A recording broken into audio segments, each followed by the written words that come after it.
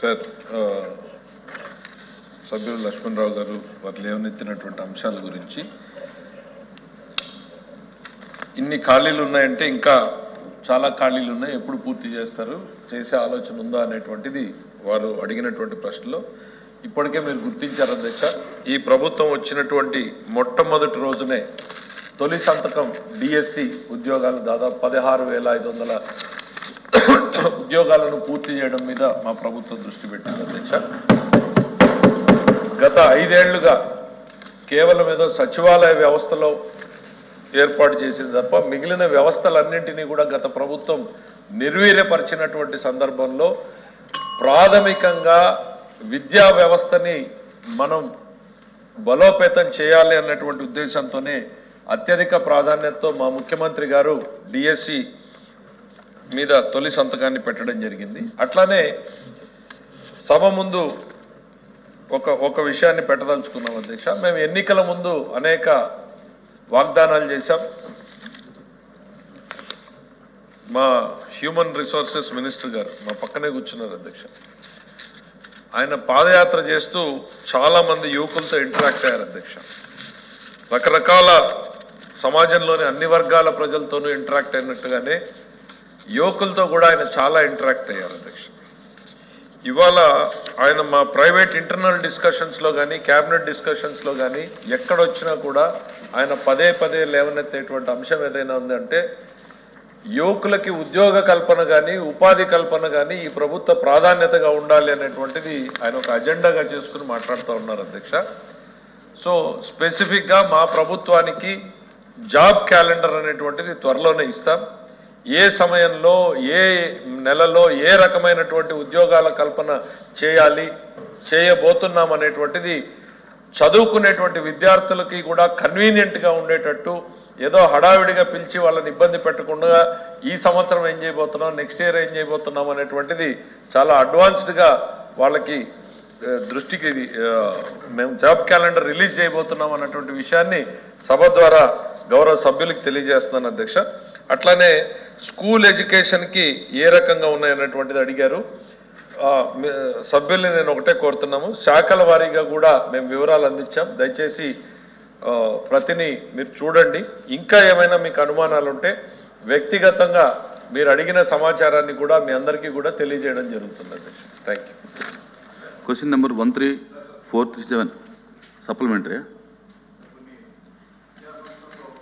ఉద్యోగము చదివిన చదువు ఒకటైనా కూడా మినిమం టైం స్కేల్ అమల్లో కొన్ని వ్యత్యాసాలు ఉన్నాయి సార్. ముఖ్యంగా IIITలు జూనియర్ కళాశాలలో కొంతమందికి 37,000 రూపాయల జీతం ఇస్తున్నారు, కొంతమందికి అదే ఉద్యోగం చేసే వాళ్ళకి 57,000 రూపాయల జీతం ఇస్తున్నారు సార్. దీన్ని సరిదిద్దామని చెప్పి 2018 ఆఖరులో అప్పటి తెలుగుదేశం పార్టీ ప్రభుత్వమే ఆదేశాలు ఇవ్వడం జరిగింది సార్. కానీ గత ప్రభుత్వం దాన్ని అమలు చేయడంలో విఫలమైంది.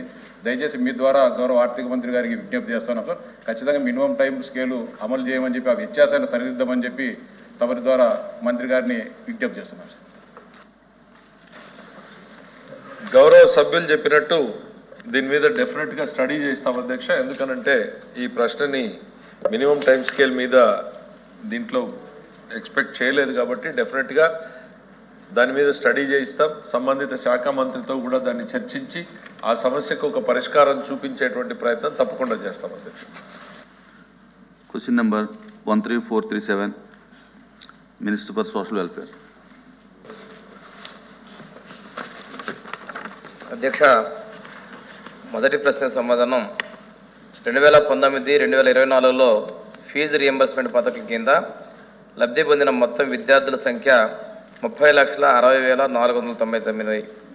5 సంవత్సరాల కాల పరిమితిలో విద్యార్థుల విశిష్ట ఆధార సంఖ్య ఆధారంగా ఎటువంటి నకిలీలు లేకుండా లబ్ధి పొందిన మొత్తం విద్యార్థుల సంఖ్య ఇది అధ్యక్ష. జిల్లాల వారీగా లబ్ధి పొందిన విద్యార్థుల వివరాలను అనుబంధంలో పొందుపరచమైంది అధ్యక్ష. అదేవిధంగా రెండవ ప్రశ్నకు సమాధానం అవునండి. మూడవ ప్రశ్నకు సమాధానం గత ప్రభుత్వం పెండింగ్లో ఉంచిన ప్రైవేట్ పీజీ విద్యార్థుల యొక్క ఫీజు బకాయిలను కళాశాల యాజమాన్యాలతో సామరస్యంగా చర్చలు జరిపిన వెంటనే బకాయిలు పరిష్కరించబడుతుంది అధ్యక్ష. 2023-24 విద్యా సంవత్సరం యొక్క 2వ, 3వ మరియు 4వ త్రైమాసికాల యొక్క ఫీజు బకాయిలను వీలైనంత త్వరగా విడుదల చేయడం అవుతుంది. మరి ఈ విషయాన్ని ప్రభుత్వం తీవ్రంగా పరిశీలిస్తుంది అధ్యక్ష.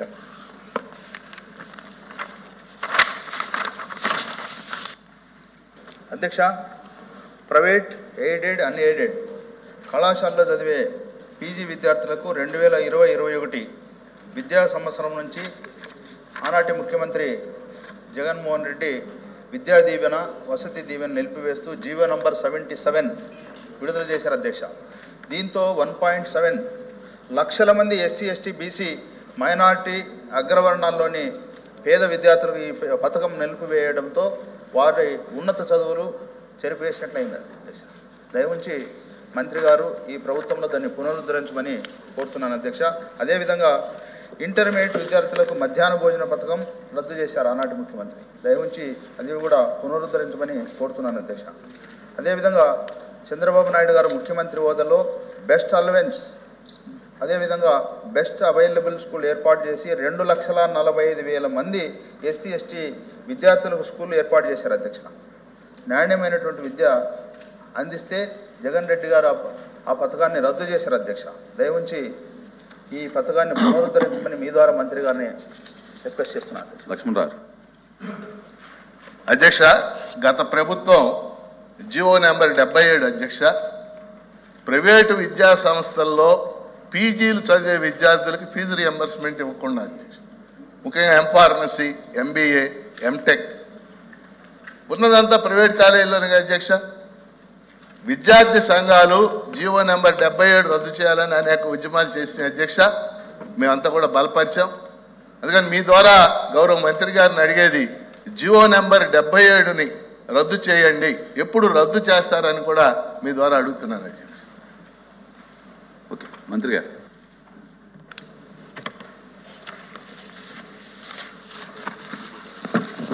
అధ్యక్ష, గౌరవ సభ్యులు పిటి నాయుడు గారు, లక్ష్మణరావు గారు చెప్పింది వాస్తవం అధ్యక్ష.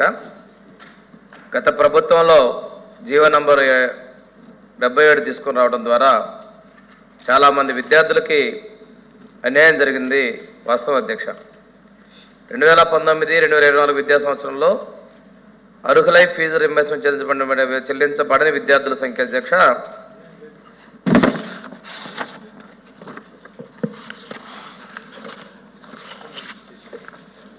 ప్రైవేట్ కళాశాలలో పీజీ చదివే విద్యార్థుల ఫీజు రింబర్స్ బకాయిల అధ్యక్ష 2019-20లో 78,309 మంది 309 మంది అధ్యక్ష.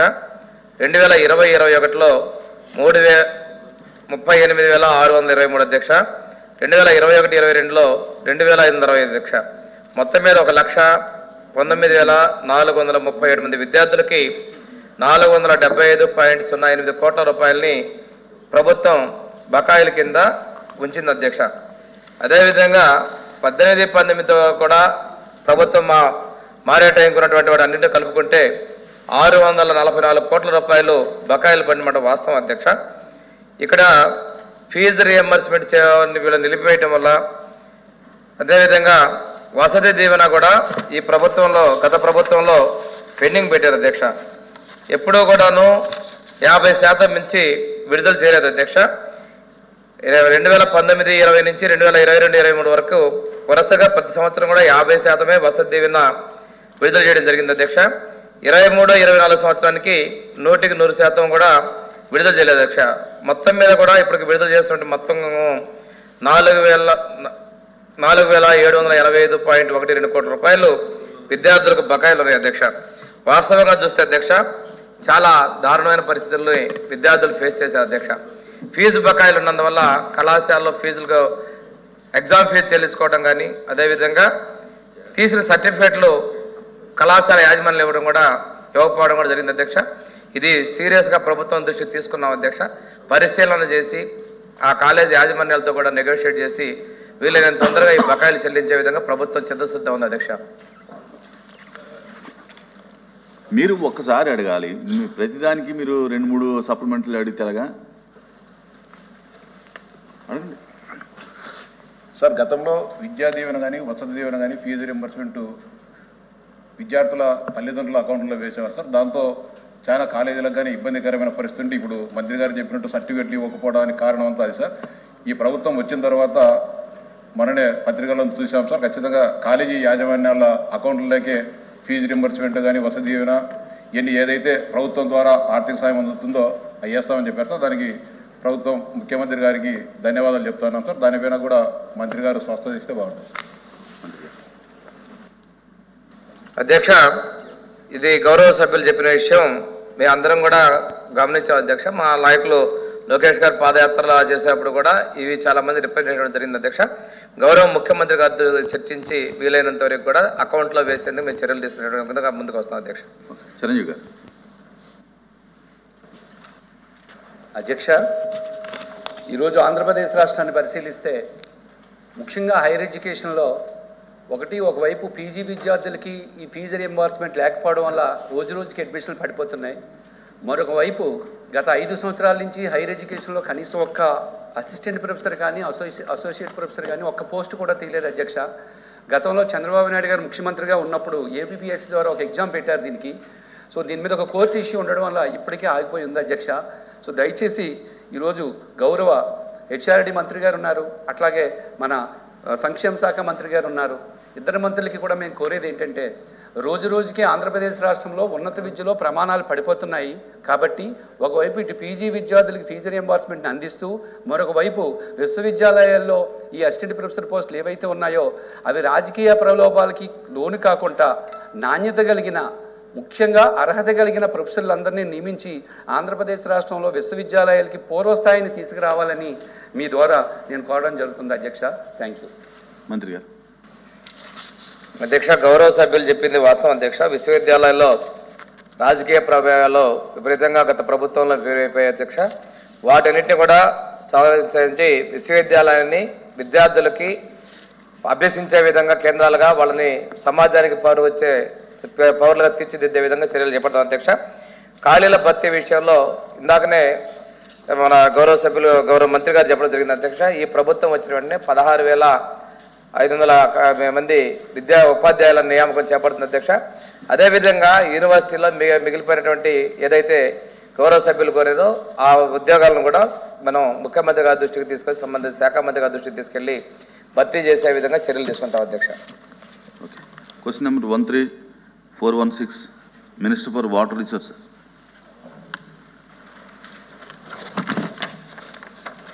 ధన్యవాదాలు అధ్యక్ష. మొదటి ప్రశ్నకు సమాధానం 5,654.10 కోట్లు అధ్యక్ష. రెండవ ప్రశ్నకు సమాధానం అవునండి. మూడవ ప్రశ్నకు సమాధానం ప్రధాన పనికి అనుసంధానమైన ఆమోదించబడిన ఉల్లంఘనలు అదనపు అంశాలకు తగు విధంగా చేర్చుతూ 19/4/2021 తేదీ గల జీఓఆర్టీ నెంబర్ 133 ద్వారా 7,192.02 కోట్లను ప్రధాన డ్యామ్ ప్యాకేజీ పని కోసం సవరించిన పరిపాలక ఆమోదాన్ని ఇవ్వడం జరిగింది అధ్యక్ష.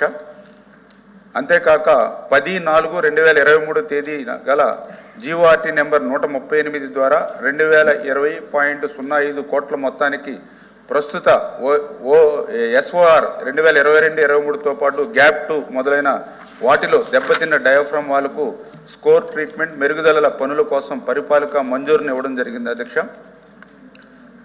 అదేవిధంగా కేంద్ర జల సంఘం మరియు dam design review panel DDRP ఇచ్చిన ఆమోదాలు మరియు స్థల స్థితిగతుల ప్రకారంగా కూడా ఆధారపడి చేర్చిన ఉల్లంఘనలు మరియు అదనపు అంశాలు మొదట సవరించిన అంచనాను ప్రస్తుతం 11,704.94 కోట్లుగా లెక్కగట్టమైంది అధ్యక్ష. రామారావు. అధ్యక్ష, ముందుగా